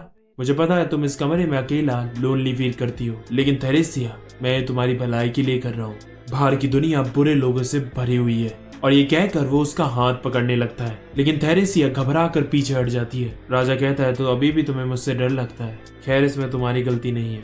अच्छा, अब रात हो गई है, तुम सो जाओ। और राजा वहाँ से चला जाता है। राजा अकेला बालकनी में खड़ा अपनी बेटी के बारे में सोच रहा होता है। तभी उसे कुछ सेंस होता है। वो कहता है, आखिरकार तुम आ ही गए। हम देखते हैं कि गर्ट्स जिस रास्ते से आ रहा होता है वहाँ राजा का डेमन जोंडार पहुंच जाता है। गर्ट्स कहता है, तुम तो पहले से भी ज्यादा खूबसूरत लग रहे हो। हम देखते हैं कि जोंडार पूरी तरह से एक मॉन्स्टर बन गया है। वो कहता है कि अब तुम कहीं भाग नहीं सकते। गर्ट्स तुरंत अपने तीरों से उस पर हमला करता है, लेकिन उसे कुछ नहीं होता। वो उस पर अपने टेंटिकल से अटैक करने लग जाता है और गर्ट्स अपनी तलवार लेकर भागता हुआ जाता है और उसे बीच में से काट देता है और वो फिर सीढ़ियों से नीचे गिर जाता है। गर्ट्स फिर आगे को चलने लग जाता है कि तभी अचानक से वो अपने टेंटिकल से उसके पीठ पर हमला कर देता है और कहता है कि तुम मुझे कितनी बार भी काटो, जब तक तुम मेरा सर नहीं काटोगे मैं बार बार रीजनरेट होऊंगा। और अपने टेंटिकल से गर्ट्स को जकड़ने वाला ही होता है कि तभी गर्ट्स उसके सर में तलवार को सेड़ देता है और उसका सर अलग कर देता है। लेकिन उसके बाद उसका कटा हुआ सर उसकी तलवार को पकड़ लेता है और कहता है कि अब तुम मेरे नए डेमन बनोगे। लेकिन गर्ट्स तुरंत ही उसका सर दीवार में मार कर कुचल देता है। वो कहता है, ये मत समझना कि खेल खत्म हुआ, अभी तो सिर्फ शुरुआत है। मैं तुम्हारा ऊपर इंतजार कर रहा हूँ। ज्यादा खून बहने की वजह से गर्ट्स के पैर लड़खड़ाने लगते हैं और वो कहता है कि नहीं, मैं अभी हार नहीं सकता और चिल्लाकर अपने आप को मोटिवेट करता है और कहता है कि तुम बस देखो कि कैसे मैं अपनी तलवार से तुम्हारा सर उड़ाता हूँ। हम दूसरी तरफ देखते हैं तो पक थेरेसिया के साथ उसके रूम में होता है। उसे लग रहा होता है कि राजा की बेटी कहीं उसी की तरह तो नहीं है। वो कहता है, मुझे मत खाओ, वैसे भी एल्व्स का टेस्ट बहुत खराब होता है। थेरेसिया कहती है कि मैं तुम्हें कोई नुकसान नहीं पहुंचाऊंगी, मुझे पता है कि एक पिंजरे में रहकर कैसा लगता है। वो उसका पिंजरा खोल देती है। पक अभी भी डर रहा होता है। वो कहती है, मुझे पता है तुम इसीलिए डर रहे हो ना, क्योंकि मैं उसकी बेटी हूँ, लेकिन मेरे पापा हमेशा से ऐसे नहीं थे। 7 साल पहले जब मेरी माँ की मौत हुई उसके बाद से ही सब बदल गया। मैं उस टाइम बहुत छोटी थी तो मुझे सही से याद नहीं, लेकिन मेरे पापा ने बताया था कि डीमंस को पूजने वाले एक ग्रुप ने मेरी माँ को किडनैप कर लिया था क्योंकि मेरे पिता उनके खिलाफ थे। उन्होंने मेरे पापा को धमकी दी कि अगर तुमने हमें वर्शिप करने से रोका तो हम तुम्हारी बीवी को मार देंगे।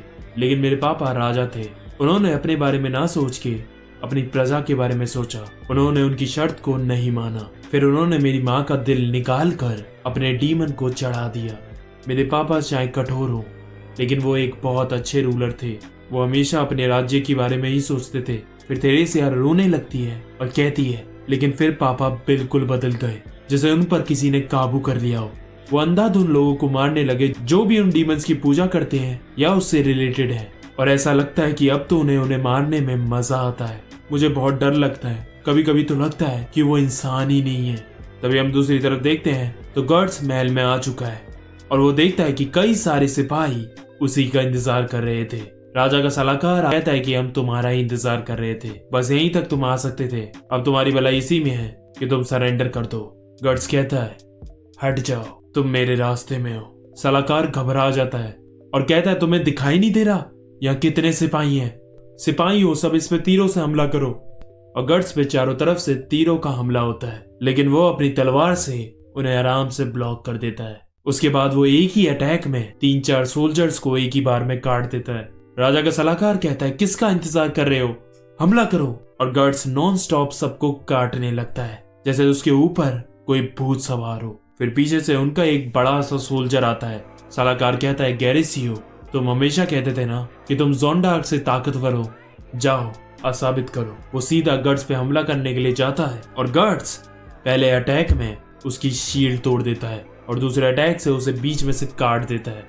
बाकी के सिपाही देखकर घबरा जाते हैं और वहां से भाग जाते हैं। गर्ड्स फिर सीधा राजा के सलाहकार के पास जाता है। दूसरी तरफ हमें दिखाया जाता है कि पक और थेरेसिया एक दूसरे से बात कर रहे हैं। थेरेसिया कहती है कि मैं इस रूम से 7 साल से बाहर नहीं निकली, बस ये कमरा ही है मेरी दुनिया। फिर वो खिड़की से बाहर देखते हैं तो नीचे उन्हें कुछ हलचल दिखाई देती है। वहां बात चल रही होती है कि ब्लैक स्पोर्ट्समैन महल में आ चुका है। पक कहता है, थेरेसिया, मुझे जाना होगा, जिसकी ये सिपाही बात कर रहे हैं मैं उसे जानता हूँ। और पक वहां से चला जाता है, लेकिन 2 सेकंड बाद वो फिर वापस आता है। वो कहता है, मैं एक बात बताना तो भूल ही गया, मैं वादा करता हूँ कि मैं वापस आऊंगा और तुम्हें इस कैद से बाहर निकालूंगा। उसके बाद हम देखते हैं कि गर्ड्स सलाहकार के लात मार कर बैडस तरीके से राजा के सामने एंट्री लेता है। राजा कहता है, बहुत बढ़िया ब्लैक स्पोर्ट्समैन, तुम सिर्फ इंसानी ताकत से यहाँ तक आ गए। और फिर वो राजा की तरफ बढ़ने लगता है और उसे कुछ सेंस होता है और तभी जमीन से कुछ टेंटिकल्स निकलते हैं, लेकिन तलवार की मदद से वो उन्हें काउंटर कर लेता है। उसके बाद राजा के अंदर से अजीब से टेंटिकल्स निकलने लगते हैं और वो कहता है, अब मुझे भी इस फाइट को सीरियसली लेना होगा। हम देखते हैं कि पक बाहर उड़ रहा होता है। अरे यार, मैं तो ये पूछना भूल ही गया कि राजा का रूम कौन सा है। तभी उसके पीछे वाली दीवार में छेद हो जाता है और वो उसके अंदर जाता है। फिर हमें वहां दिखता है कि राजा अपने असली रूप में आ चुका है, जो कि बहुत ही भयानक था। गर्ड्स का कोई हमला उस पर काम नहीं कर रहा होता है। जितनी बार भी वो उसे काटता, वो उस हिस्से को दोबारा उगा लेता और धीमे धीमे वो और बड़ा होता जा रहा था और आसपास का फ्लोर, छत, सब कुछ तबाह हो रहा था। हम देखते हैं कि यहाँ तक थेरेसिया के रूम की दीवार भी गिरने लग जाती है। जैसे तैसे वो दरवाजे से वहां से बाहर निकल जाती है। हम देखते हैं कि गर्ड्स राजा के अगेंस्ट कुछ नहीं कर पा रहा था। वो जाकर छुप जाता है और फिर वो शांत दिमाग से सोचता है। वो पहले उस सलाहकार को पकड़ता है जो भागने की कोशिश कर रहा था।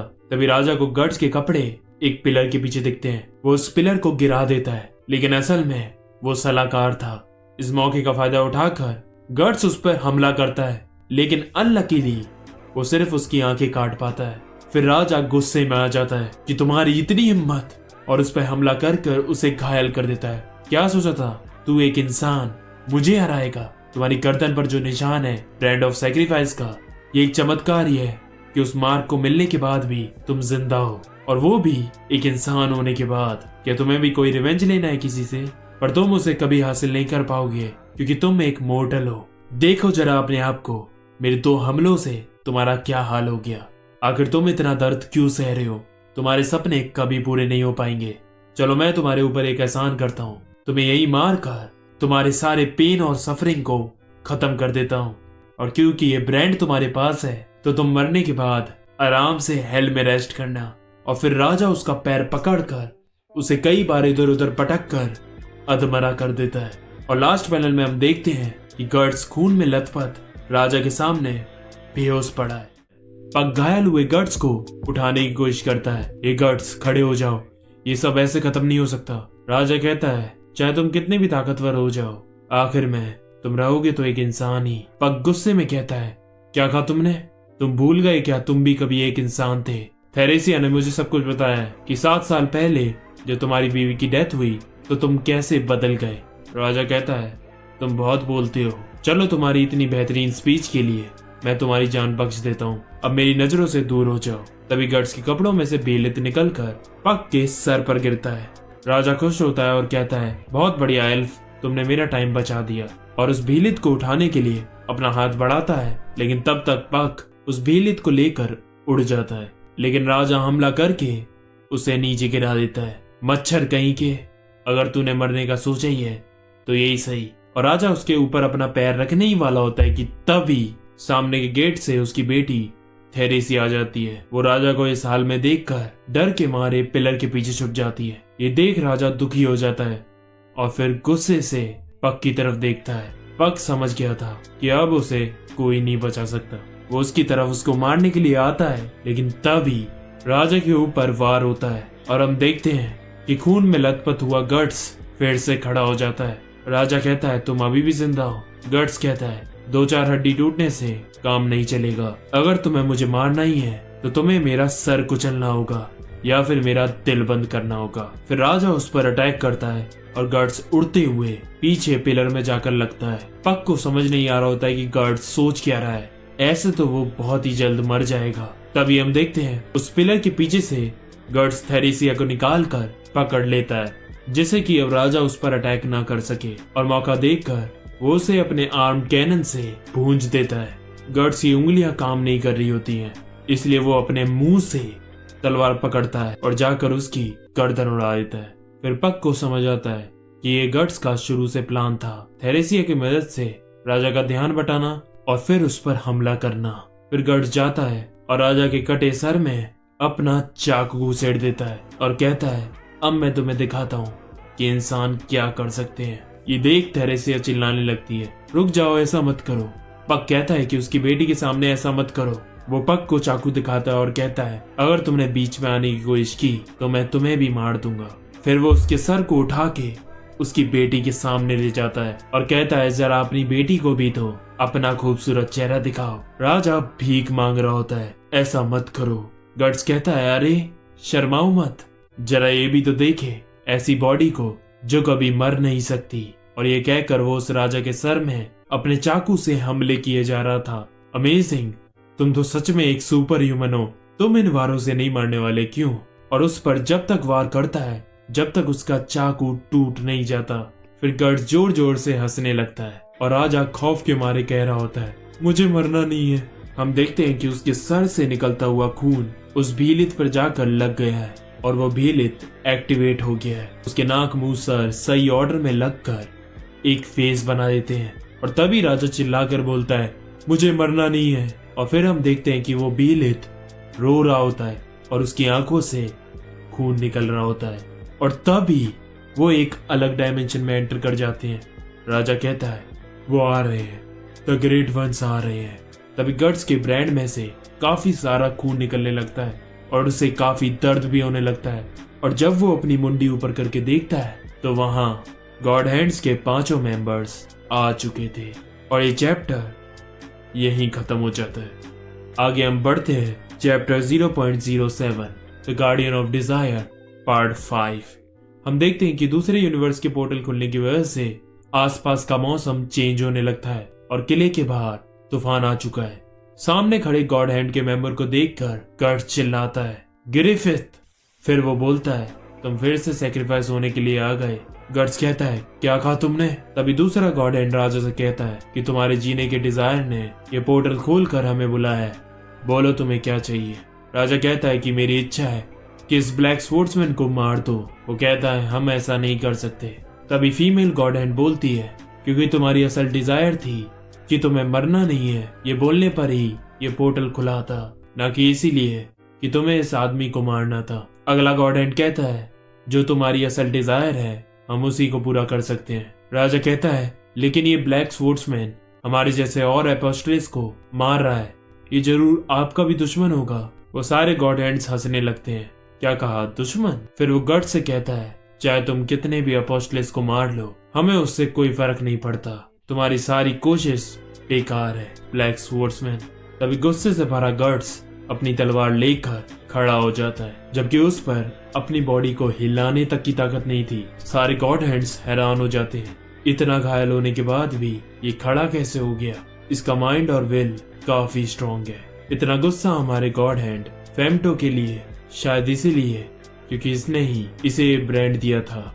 गट्स उसकी तरफ बढ़ता हुआ कहता है अब तुम इंसानों से भी ऊपर हो गए हो, क्यों ग्रिफिथ? वो कहता है हाँ तुमने सही कहा।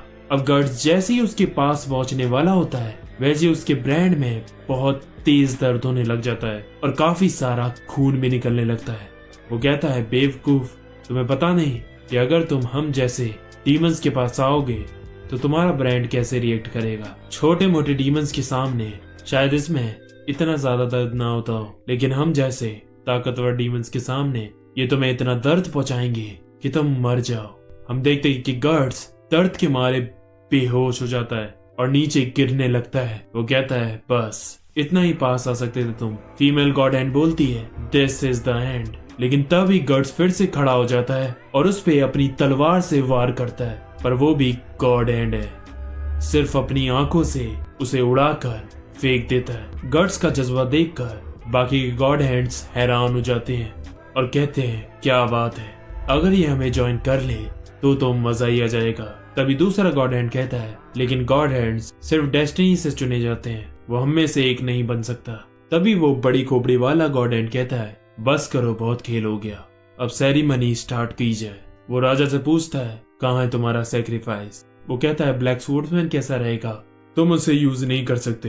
पहला कि वो पहले से ही सेक्रीफाइस हो चुका है, उसका ब्रांड नहीं देखा गया, और दूसरा कि वो तुम्हारा दुश्मन है। सेक्रीफाइस का मतलब कोई भी इंसान नहीं होता, सेक्रीफाइस में ऐसा कोई होना चाहिए जो तुम्हारे काफी करीब हो और जिसे तुम प्यार करते हो, और जब तुम उसे सेक्रीफाइस करते हो तब तुम्हारी इंसानियत मर जाती है और तुम एक डीमन बनकर जन्म लेते हो। तो बताओ क्या है तुम्हारी सबसे अनमोल चीज। तभी गॉड हैंड फेम्टो थेरेसी की तरफ इशारा करता है, वो ही है इसकी सबसे अनमोल चीज। राजा कहता है रुकिए माय लॉर्ड, मैं किसी को भी सेक्रीफाइस कर सकता हूँ लेकिन थेरेसिया को नहीं। फीमेल गॉड हैंड कहती है सेक्रीफाइस इसे ही कहते हैं जब तुम्हारी सबसे अनमोल चीज चली जाए। दूसरा गॉड हैंड कहता है ज्यादा नखरे मत करो, पिछली बार की तरह कर दो। थेरेसिया कहती है पिछली बार की तरह? ओह, बेचारी बच्ची को उसके पापा ने बताया नहीं, चलो मैं तुम्हें बताता हूँ। नहीं गॉड हैंड हूँ, थोड़ी अपनी पावर्स फ्लेक्स करके तुम्हें दिखाता हूँ। और वहाँ वो एक टाइम डायमेंशन खोल देता है जहाँ आप सबको दिखेगा कि असल में 7 साल पहले हुआ क्या था। उस वक्त राजा उन डीमंस को पूजा करने वालों को मारने में काफी व्यस्त रहता था। काफी समय बाद वो किले में वापस आता है और वो काफी खुश था कि वो अब अपनी बीवी और बेटी से मिलेगा। और जब वो दरवाजा खोल कर अंदर जाता है तो उसे जो दिखता है वो देख वो हैरान हो जाता है, यहाँ तक कि मैं भी हैरान हो गया था। ऐसे ही इसे डार्केस्ट मांगा नहीं कहते। उसे दिखता है कि वहाँ डीमन की वर्शिप हो रही है और बीच में एक गोट के सर का स्टैचू रखा होता है और उसके इर्द गिर्द काफी सारे आदमी और औरतें होती हैं और वो सब नंगे होते हैं और वो लोग कर रहे होते हैं और एक नेकेड औरत उस स्टैचू से चिपकी होती है। पता है वो कौन थी? राजा की बीवी। राजा ये देखकर आग बबूला हो जाता है और कुछ ही देर में उस रूम को खून से भर देता है और अपनी बीवी को भी मारने के लिए बढ़ता है, लेकिन वो ऐसा कर नहीं पाता। फिर वो रोने लगता है, उसे ये सारी चीजें देखी नहीं जा रही होती हैं। वो सब कुछ खत्म करने के लिए अपने आप को ही मारने वाला होता है कि तभी उधर रखा बीलित एक्टिवेट हो जाता है और गॉड हैंड्स वहां जाते हैं। नोटिस करना वहां सिर्फ 4 ही गॉड हैंड्स होते हैं, नया वाला फेम्टो वहां भी नहीं है।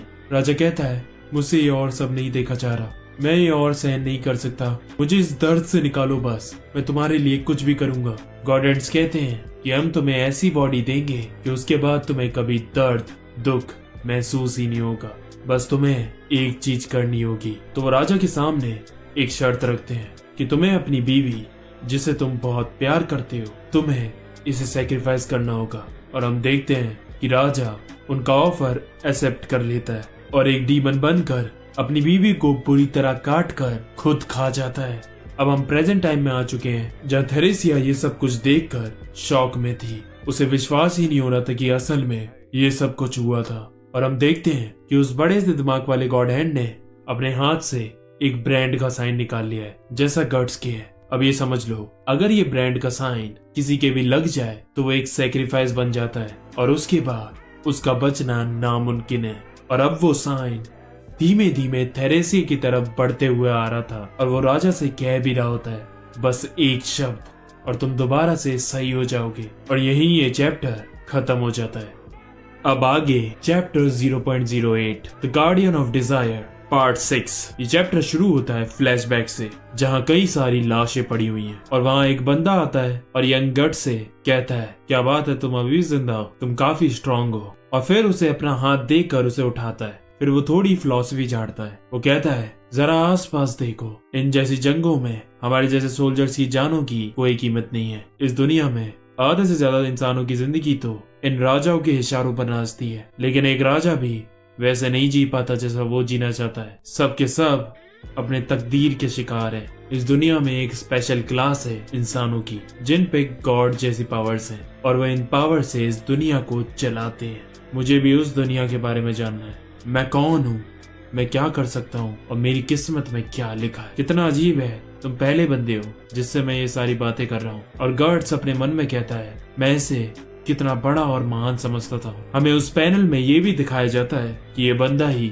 ग्रिफिथ है, जो कि अब गॉड हैंड का 5वां मेंबर बन चुका है। अब वापस हम किले में आ चुके हैं, जहाँ वो ब्रांड का साइन थेरेसी के पास पहुंच चुका है। गर्ड्स पक से कहता है, अगर तुम नहीं चाहते कि तुम्हारी दोस्त एक सैक्रिफाइस बन जाए तो जल्दी मेरा हाथ हील करो। पक फिर जल्दी से उसका हाथ हील करने लगता है। वो सारे गॉड हैंड्स राजा से बोलते हैं, क्या सोच रहे हो, जल्दी बोलो। फीमेल गॉड हैंड कहती है, अब तुम हम में से एक हो, अगर तुम मर भी गए तो भी तुम्हें शांति नहीं मिलेगी। तभी वहाँ एक अजीब सा पोर्टल खुल जाता है, जिसमें कई सारी आत्माएं चक्कर लगा रही होती है। वो कहता है, ये है हेल, चाहे भी तुम्हारी बॉडी डिस्ट्रॉय हो जाए लेकिन तुम्हारी आत्मा हमेशा के लिए इन आत्माओं के समुद्र में डूब जाएगी। ये उनकी किस्मत में लिखा होता है जो डीमन से सौदा करते हैं। इसका मतलब समझ रहे हो, यानी कि गर्ड्स भी इनका शिकार बन सकता है, क्योंकि उस पर भी डीमन का दिया हुआ ब्रांड है। वो दोबारा राजा से पूछते हैं, क्या तुम दोबारा डीमन बनकर जन्म लोगे या फिर इन आत्माओं के साथ हमेशा के लिए डार्कनेस में कैद हो जाओगे। बस एक शब्द। फिर राजा सोच में पड़ जाता है, क्या मेरे मरने का टाइम आ चुका है, लेकिन मुझे मरना नहीं है। तभी वो अपनी बेटी की तरफ देखता है और उसे अपनी यादें दिखाई देती हैं। और तभी हम देखते हैं कि वो ब्रांड डिस्ट्रॉय हो जाता है। तो तुम्हारा जवाब ना है। फिर उस हेल में से कई सारी आत्माएं निकलती हैं और उस राजा को पकड़कर अपने साथ जहन्नुम में ले जाने लगती हैं। तभी गर्ड्स देखता है कि उन आत्माओं में से एक आत्मा वेरगस की भी है और थेरेसिया चीख रही होती है, फादर। तभी हम देखते हैं कि कुछ आत्माएं गर्ड्स का पैर पकड़कर उसे खींचने लगती हैं, क्योंकि उस पर ब्रांड ऑफ सैक्रिफाइस है। तभी गर्ड्स अपना आर्म कैनन ग्रिफिथ के ऊपर फायर करता है। आग की रोशनी से वो सारी आत्माएं गर्ड्स को छोड़ के भाग जाती हैं और कैनन ग्रिफिथ की तरफ बढ़ती जाती तो है, लेकिन उसे छू भी नहीं पाती। और उसके बाद हम देखते हैं कि वो डायमेंशन पोर्टल बंद होने लगता है और वो गॉड हैंड्स वापस जाने लगते हैं। और जाते हुए गर्ड्स और ग्रिफिथ एक दूसरे की आंखों में घूर रहे होते हैं। पक कहता है, क्या हम वापस असल दुनिया में आ चुके हैं। फिर वो देखता है कि थेरेसिया जोर जोर से रो रही होती है। ये सब कैसे हो गया, कोई मुझे मेरे रूम में दोबारा बंद कर दो, इस दुनिया में रहने से अच्छा है मैं मर जाऊं। गर्ड्स उसके पास आता है और उसे चाकू फेंक कर देता है, लो फिर अपने आप को मार लो। पक गर्ड्स की रैपट मारता है और कहता है, तुम अच्छी तरह जानते हो वो कैसा महसूस कर रही है, उसके बाद भी तुम ऐसा कैसे कह सकते हो। इसलिए कह रहा हूँ क्योंकि ये तरीका ज्यादा बेहतर है। क्यों दुनिया का इतना दुख दर्द सहना, बस चाकू लो, अपनी कलाई पे चलाओ, कुछ इवेंट में सब खत्म। कितना आसान है। क्या पता तुम मरने के बाद हेवन चली जाओ और या फिर हेल जाकर अपने माँ बाप से मिल जाओ। देखो मैं ज्यादा दखल देना नहीं चाहता, ये तुम्हारी लाइफ है, तुम्हें जो करना है वो करो।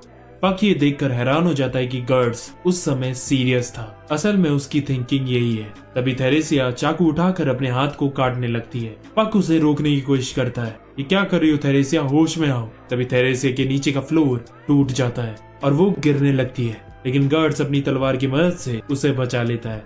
गर्ड्स ये देखकर हैरान था कि उसने उसे क्यों बचाया, क्योंकि असल में उसका मन नहीं था उसे बचाने का, लेकिन उसकी बॉडी खुद ब खुद मूव कर गई। फिर थेरेसिया गुस्से में बोलती है, ये सब तुम्हारी वजह से हुआ है, अगर तुम कभी यहाँ पर आते ही नहीं तो ऐसा कुछ होता ही नहीं। गर्ड्स कहता है, लगता है तुम अब सुसाइड करने के बारे में नहीं सोच रही हो, और उस सलाहकार की लाश में से अपना केव निकालता है, उस बेलित को उठाता है और वहाँ से जाने लगता है। लेकिन जाते हुए थेरेसिया उस पर चिल्ला रही होती है कि एक दिन मैं तुम्हें मार दूंगी। वो मुड़कर कहता है, कभी भी आ जाना। फिर पक भी गर्ड्स के साथ जाने लगता है और वो देखता है कि गर्ड्स काफी उदास था, क्योंकि उसको थेरेसिया के लिए बुरा लग रहा था।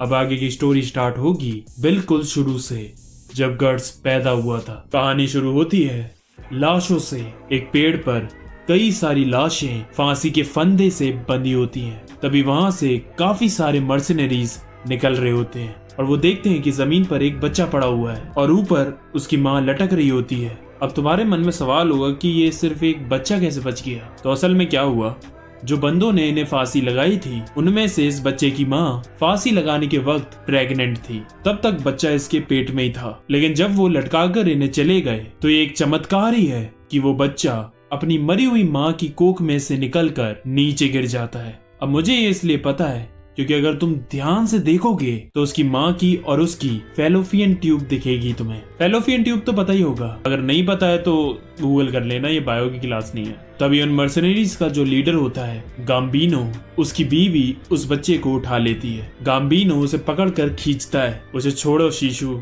वो मर चुका है। तभी वो बच्चा उसके हाथ से फिसलकर नीचे पानी में गिर जाता है और रोने लगता है। सब ये देख हैरान थे कि एक मरी हुई औरत में से एक जिंदा बच्चा कैसे निकल आया। और हाँ, ये बच्चा ही गट्स है। फिर शिशु गट्स को उठाकर अपने साथ ले जाती है। दूसरा मर्सिनरी कहता है, मुझे ये सही नहीं लग रहा, एक ऐसी मुर्दों की जगह से एक बच्चे को अपने साथ ले जाना यह अपशगुन हो सकता है। गाम्बिनो कहता है, कोई बात नहीं, वैसे भी ये बच्चा ज्यादा दिन तक जिंदा नहीं रहेगा, तब तक शिशु को भी इस खिलौने से मन बहला लेने दो। उसके बाद 3 साल बीत जाते हैं और कहीं ना कहीं वो अपशगुन उन्हें भारी पड़ रहा था। हमें दिखाया जाता है कि शिशु को प्लेग की बीमारी हो चुकी है और उसकी हालत बहुत खराब है, जिसकी वजह से उसकी मौत हो जाती है। उसके बाद 3 साल और बीत जाते हैं। हम देखते हैं कि 6 साल का गर्ड्स जंग में जाकर गाम्बिनो और दूसरे मर्सिनरीज की मदद करने लगा है और ऐसा करते करते उसे कई बार चोट भी लग जाती है। गाम्बिनो भी उस पर चिल्लाता है, क्या कर रहे हो, मैं तुम्हारी वजह से अभी मर भी सकता था,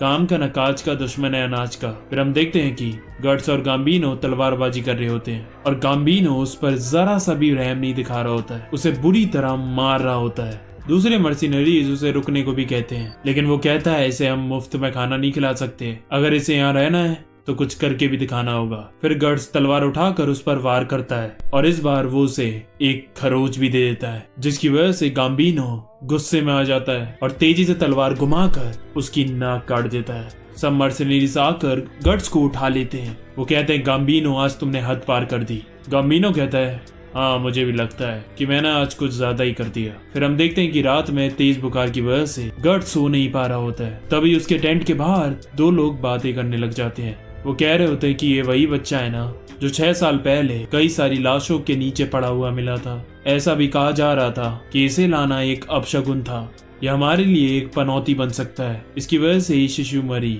गर्ड्स ये सब सुनकर शॉक हो जाता है और फिर अपनी तलवार पकड़कर उसे अपने सीने से लगाकर सो जाता है। 3 साल और बीत जाते हैं और हम देखते हैं कि 9 साल का गर्ड्स अब बैटलफील्ड में सारे मर्सिनरीज के साथ लड़ाई भी करने लगा है। अपनी पहली बैटल में भी वो काफी अच्छी तरह से लड़ रहा होता है। वो एक सोल्जर को भी मारने में कामयाब रहता है, लेकिन तभी पीछे से एक और सोल्जर उस पर अटैक कर देता है, लेकिन गाम्बिनो उसे उससे बचा लेता है। वो कहता है, ये ट्रेनिंग नहीं है, एक को मारकर आगे बढ़ो। बैटल खत्म होने के बाद उन सबको अपना इनाम मिलता है। गर्ड्स अपना इनाम गाम्बिनो को देता है, वो उसमें से एक सिक्का निकाल कर उसे देता है, ये तुम रखो। उनका रिलेशन काफी अच्छा हो रहा था। तभी एक मर्सिनरी डोनावेन गाम्बिनो को बुलाता है। गाम्बिनो कहता है, क्या बात है। फिर रात हो जाती है और हम देखते हैं कि गर्ड्स अपने टेंट में लेटा हुआ है। तभी हम देखते हैं कि उसके टेंट में डोनावेन आता है और उसे देखकर गर्ड्स समझ गया था कि कुछ गड़बड़ है। वो अपनी तलवार को उठाने के लिए हाथ बढ़ाता है, लेकिन तब तक वो उसे पकड़ लेता है और यहीं ये चैप्टर खत्म हो जाता है।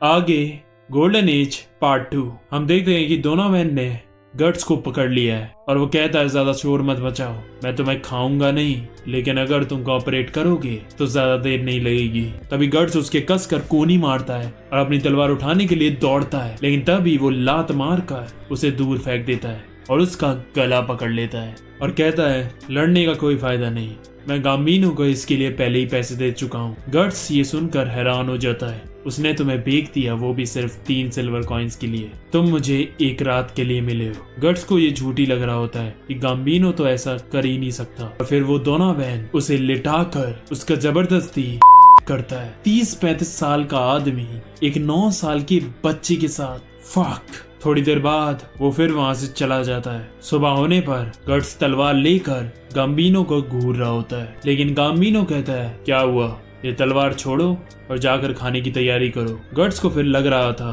कि गाम्बिनो को सच में कल रात के बारे में कुछ नहीं पता, इसका मतलब डोनावेन झूठ बोल रहा था। उसके बाद ये सारे मर्सिनरीज फिर से एक बैटल लड़ने के लिए जाते हैं, जहाँ गर्ड्स सिर्फ डोनावेन को ही घूर रहा होता है। डोनावेन काफी सारे सोल्जर्स को मारते हुए एक सुनसान जंगल में पहुंच जाता है और तभी हम देखते हैं कि पीछे से उसकी छाती में एक तीर आर पार हो जाता है। वो पीछे मुड़कर देखता है तो वो गर्ड्स था। फिर वो अगला तीर उसके मुंह में मारता है और उसके पास जाकर बोलता है, अब बोल हरामी, क्या बोल रहा था, किसने मेरे को बेका, और अपनी तलवार उसके मुंह में घुसेड़ कर उसे मार देता है और वापस जाकर बैटल ज्वाइन कर लेता है। दुश्मन की आर्मी काफी सारे कैनन से हमला कर रही थी। तभी एक कैनन गट्स की तरफ आ रहा होता है, लेकिन गाम्बिनो उसे धक्का देकर बचा लेता है, पर वो खुद घायल हो जाता है। लड़ाई तो खत्म हो जाती है, लेकिन बाद में हम देखते हैं कि गाम्बिनो ने एक अपनी टांग गंवा दी है, जो देखकर गट्स बहुत दुखी होता है। फिर 2 साल और बीत जाते हैं। हम देखते हैं कि 11 साल का गट्स और ताकतवर और स्किलफुल हो गया है और अपने से बड़े सोल्जर्स को भी पूरी टक्कर दे रहा था। बैटल से जीते हुए पैसे वो गाम्बिनो को दिखाने जाता है। ये देखो गाम्बिनो, मैंने इस बार दुश्मन के जनरल को मारा, इसलिए मुझे आज इतने ज्यादा पैसे मिले हैं। इससे तुम काफी सारा खाना और औरतें खरीद सकते हो। इतनी हैरान होने की बात नहीं है, ये मिडिवल टाइम की कहानी है। उस वक्त फूड और वुमेन, यही 2 चीजों की जरूरत रहती थी इन मर्सिनरीज को। गाम्बिनो कहता है मीट लेकर आओ मेरे कुत्ते के लिए। गट्स ये देखकर हैरान था कि गाम्बिनो ये सुनकर खुशी नहीं हुआ।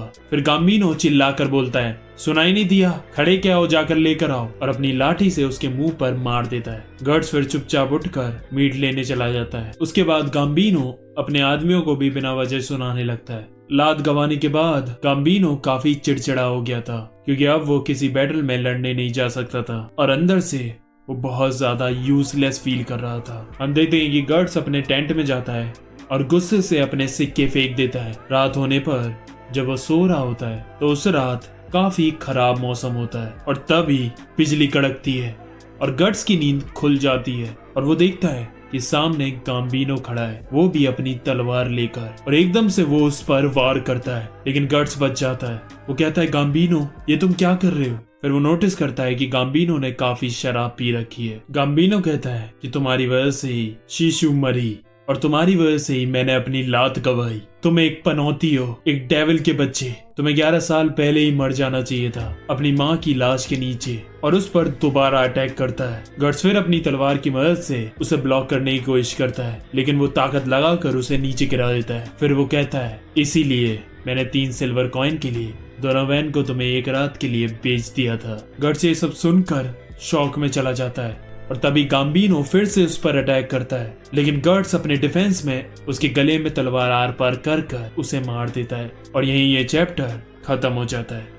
आगे गोल्डन एज पार्ट 3। तो हम देखते हैं कि गट्स ने गाम्बिनो को मार दिया है और इनकी लड़ाई में साइड में रखा लैंप गिर जाता है, जिससे टेंट में आग लग जाती है। आग देखकर बाकी के मर्सिनरीज जाग जाते हैं और टेंट में जब वो देखते हैं कि गाम्बिनो मरा पड़ा है और गट्स के हाथ में खून लगी हुई तलवार है, तो वो भी उस पर हमला करते हैं, लेकिन गट्स के रिफ्लेक्सेस उस हमले को डॉज करके उस बंदे का हाथ काट देता है। बाकी के बंदे भी उस पर अटैक करने के लिए आते हैं। गट्स कहता है रुको, मैंने जानबूझकर नहीं किया, लेकिन वो सुनने के लिए राजी नहीं थे। वो उन्हें चकमा देकर भाग जाता है और बाहर खड़े घोड़े को लेकर वहाँ से निकल जाता है। फिर सारे मर्सिनरीज मिलकर उसका पीछा करते हैं। रास्ते में आगे खाई होती है, तभी पीछे से एक तीर गट्स के लगता है और वो घोड़े से गिरकर सीधा खाई में चला जाता है। उन सब मर्सिनरीज को लगता है कि गट्स मर गया और फिर वो वहाँ से चले जाते हैं, लेकिन खाई के नीचे एक नदी थी और लकीली गट्स उस नदी में बहकर किनारे तक पहुंच जाता है और आंखें खोलकर जब गट्स आसमान को देखता है तो उसे चांद तारे दिखते हैं। और भाई ये पैनल इतना खूबसूरती से डिजाइन किया है, मैंने सच में इतना सुंदर आर्ट वर्क नहीं देखा। फिर गट्स अपनी तलवार उठाकर चलने लगता है। तीर लगने से उसका काफी खून बह गया था। वो ये भी सोचने लगता है कि मैं कहाँ जा रहा हूँ, मुझे तो रास्ता भी नहीं पता, इससे बढ़िया मैं आराम से लेटकर यहीं मर जाता हूँ। तभी वो देखता है कि वहाँ कुछ भेड़िया आ जाते हैं और उस पर अटैक करते हैं। वो मन में सोच रहा होता है कि अब सब खत्म।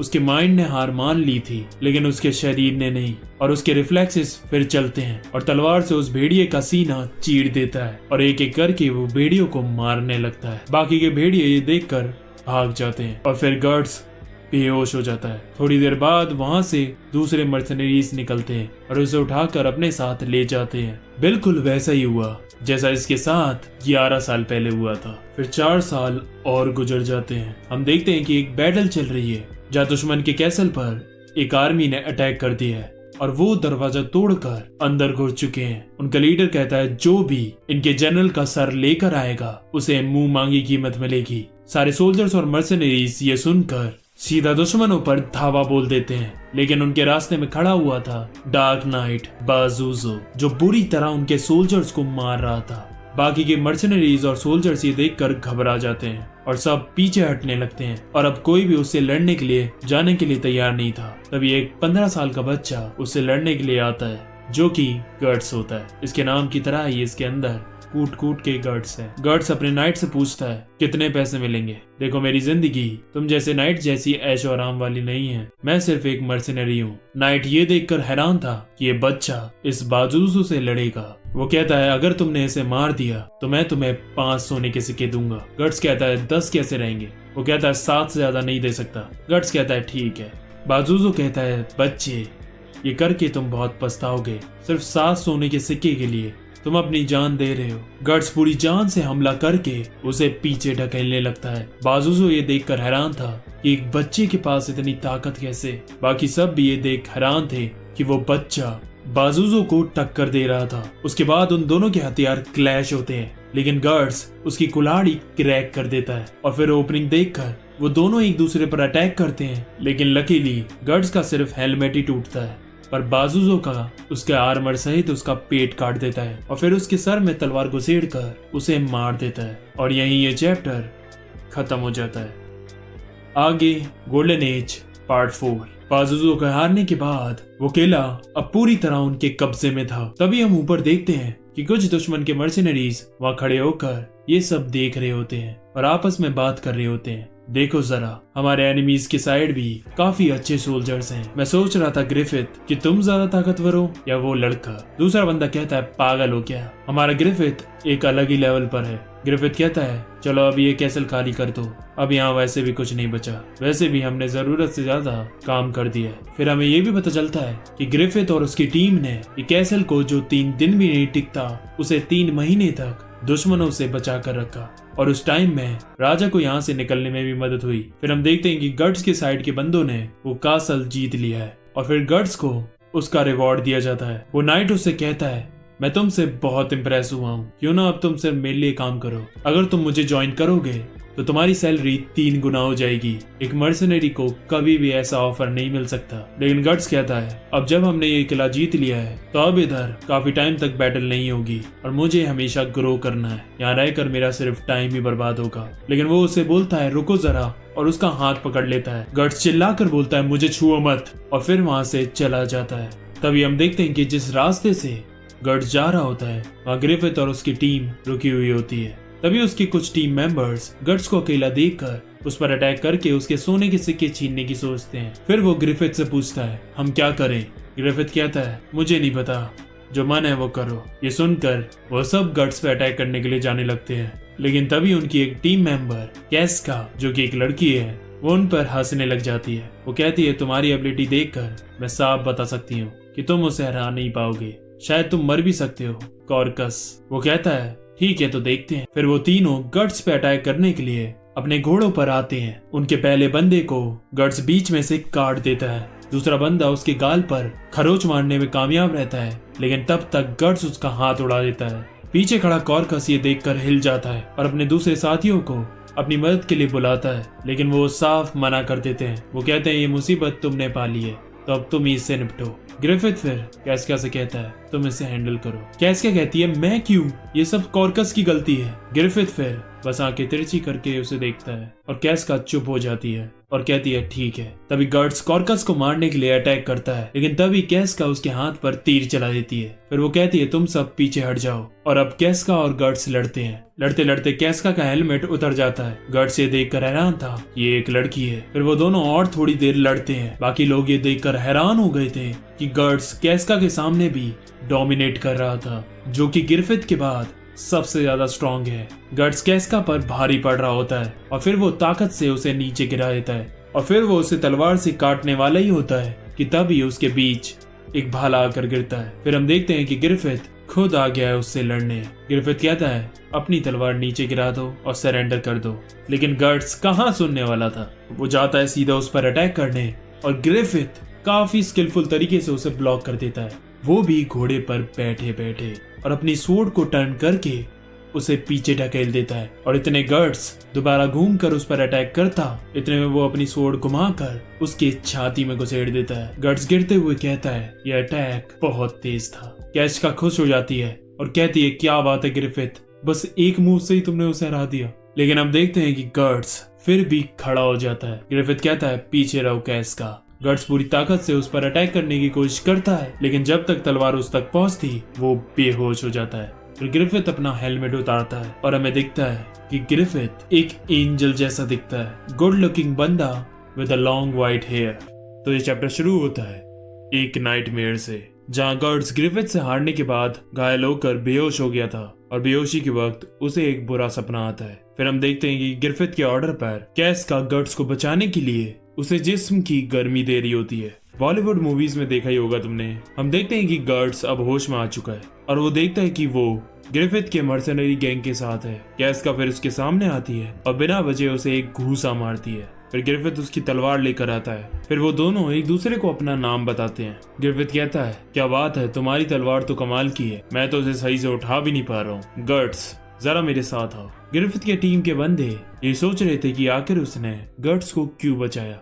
गर्ड्स फिर ग्रिफिथ से पूछता है ये सारे लोग कौन है। वो कहता है ये मेरी टीम है और हम हैं बैंड ऑफ द हॉक्स। गर्ड्स को फिर याद आता है कि उसने एक अफवाह सुनी थी कि अभी के टाइम पर एक मर्सनरी टीम सबसे खतरनाक है जिससे कोई भी नहीं लड़ना चाहता और उनका नाम बैंड ऑफ द हॉक्स है। लेकिन गर्ड्स ये देखकर हैरान था कि इस खतरनाक टीम में इतने जवान लोग होंगे। फिर वो दोनों पहाड़ की चोटी पर जाकर रुकते हैं और फिर गर्ड्स उसे पूछता है तुमने मुझे मारा क्यों नहीं। ग्रिफिथ कहता है बिकॉज आई वॉन्ट यू।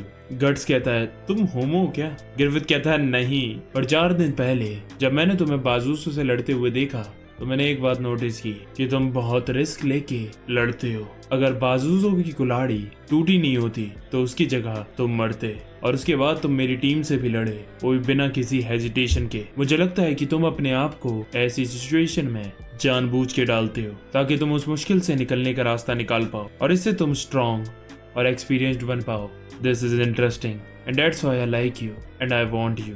गर्ड्स कहता है मैं मना कर दूं तो। ग्रिफिथ कहता है तुम क्यों मना करोगे। गर्ड्स कहता है अभी मैं मना कर रहा हूँ। तुम कैसे बंदे हो, इतनी बड़ी बड़ी बातें क्यों कर रहे हो। क्या तुम भूल गए कि मैंने तुम्हारे बंदों को मारा था और अब चाहते हो हम दोस्त बन जाए। हम एक दूसरे के दुश्मन हैं। और फिर वो अपनी तलवार निकाल लेता है और कहता है कि अगर मैं जीता तो तुम मुझे चुपचाप जाने दोगे और अगर तुम जीते तो मैं तुम्हारी टीम ज्वाइन करूंगा। ग्रिफिथ कहता है तुम्हें पाने के लिए मैं ये जोखिम भी उठा सकता हूँ। और फिर गर्ड्स वर्सेस ग्रिफिथ का राउंड 2 चालू होता है। गर्ड्स ताकत लगाकर उस पर वार कर रहा होता है और ग्रिफिथ अपनी स्किल से उससे आराम से लड़ रहा होता है। गर्ड्स को एक के बाद एक घाव मिलते जा रहे थे लेकिन ग्रिफिथ को वो छू भी नहीं पा रहा था। इसी फ्रस्ट्रेशन में वो और ताकत लगाकर तेजी से अपनी तलवार घुमाता है और इस बार ग्रिफिथ जंप करके उसकी तलवार पर खड़ा हो जाता है और फिर उसकी गर्दन पर अपनी तलवार रख देता है। लेकिन गर्ड्स कम थोड़ी ना था, वो अपने मुंह से उसकी तलवार पकड़ लेता है और यही ये चैप्टर खत्म हो जाता है। आगे the golden age part 6। Griffith की तलवार अपने मुंह में पकड़ने के बाद वो उसे ढलान से नीचे ढकेल देता है और फिर वो दोनों लुढ़कते हुए नीचे जाते हैं जिसकी वजह से उन दोनों की तलवारें गिर जाती हैं और फिर हाथापाई चालू होती है। गर्ड्स मौका मिलते ही ग्रिफिथ के मुक्का और लात मारकर उसका खून निकाल देता है।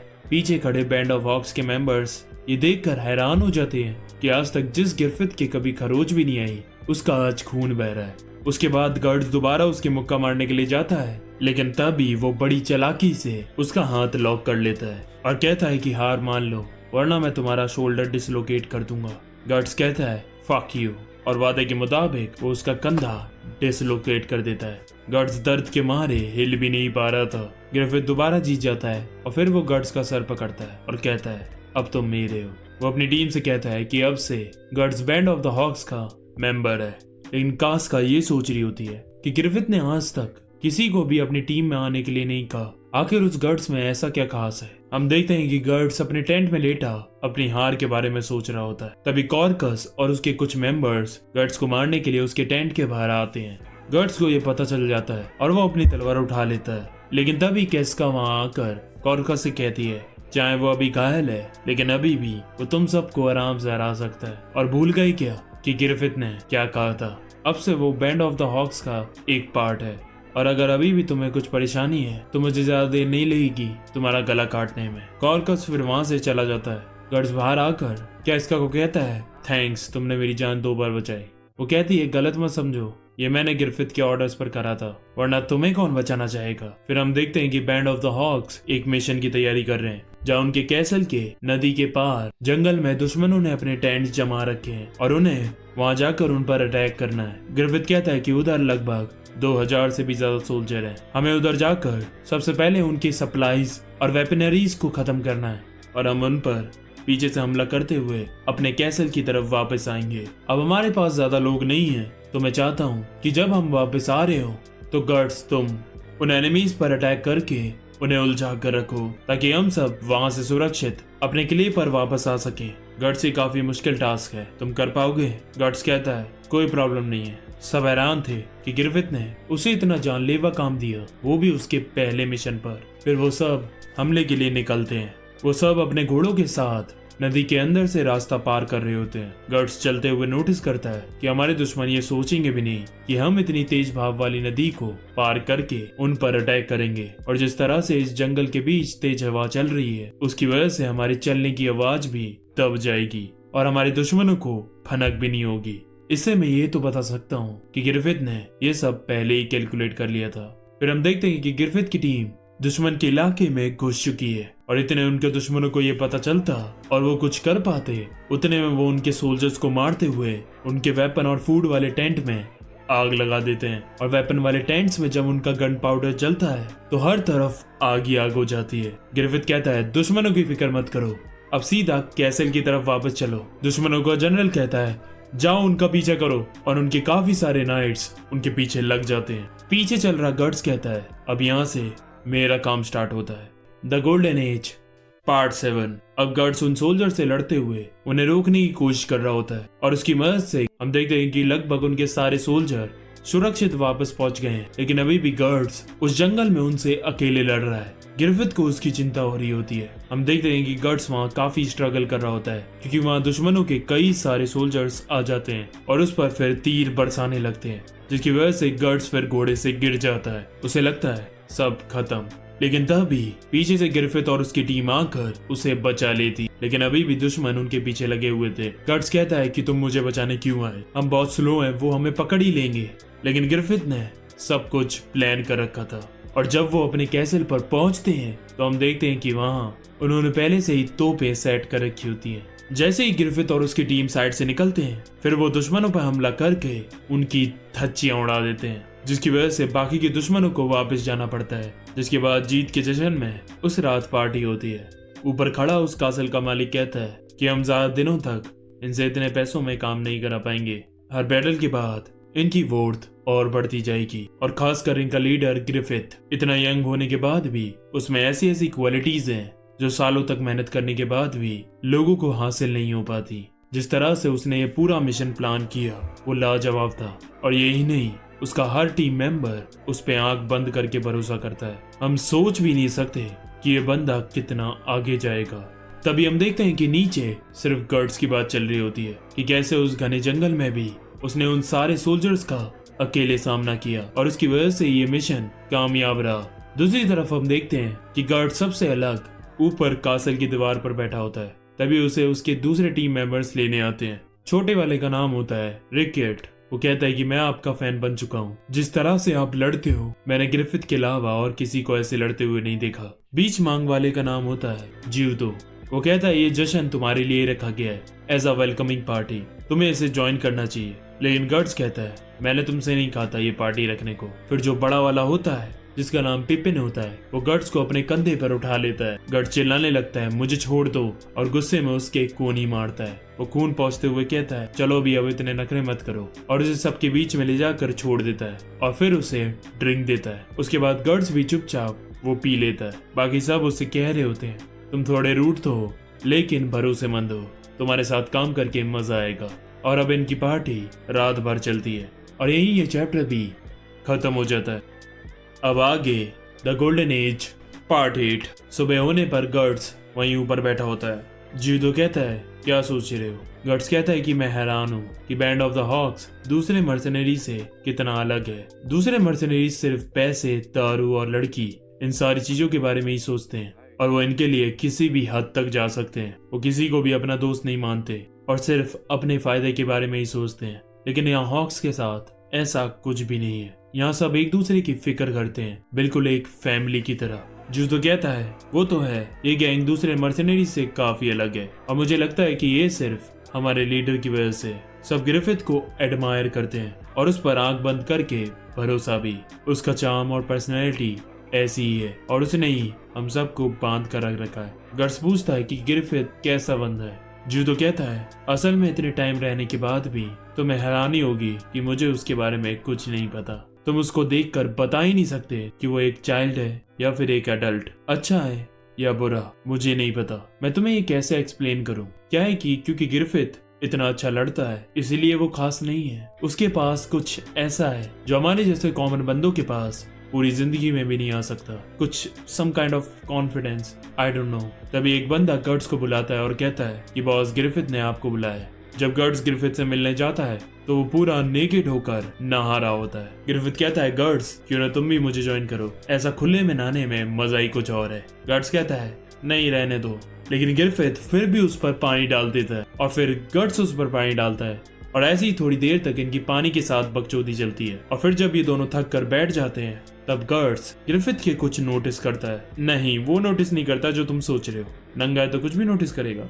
वो उसके गले को नोटिस करता है जिसमें एक नेकलेस होता है। ग्रिफिथ कहता है तुम इसे देख रहे हो, ये मुझे एक बूढ़ी औरत ने दिया था जो भविष्य बताती है।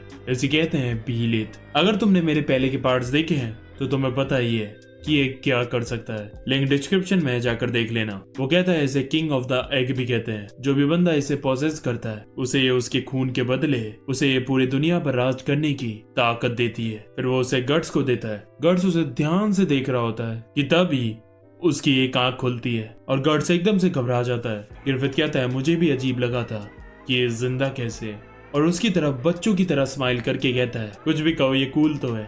गट्स कहता है तुमने अभी तक मुझे जवाब नहीं दिया कि तुम मुझे बचाने क्यों आए थे। ग्रिफिथ कहता है अभी जाकर तो मुझे इतनी खास चीज मिली है, उसे मैं ऐसी ही थोड़ी ना किसी तुच्छी सी बैटल में मरने देता। फिर खड़ा होकर सूरज की तरफ देखता है और कहता है मेरे साथ चलो गट्स, अभी तो सिर्फ शुरुआत है, आगे देखो हम क्या क्या करते हैं। मैं अपने खुद के एक देश पर राज करना चाहता हूँ। अब से तुम मेरे हो, अब मैं डिसाइड करूंगा कि तुम किस जगह और किस टाइम पर मरोगे।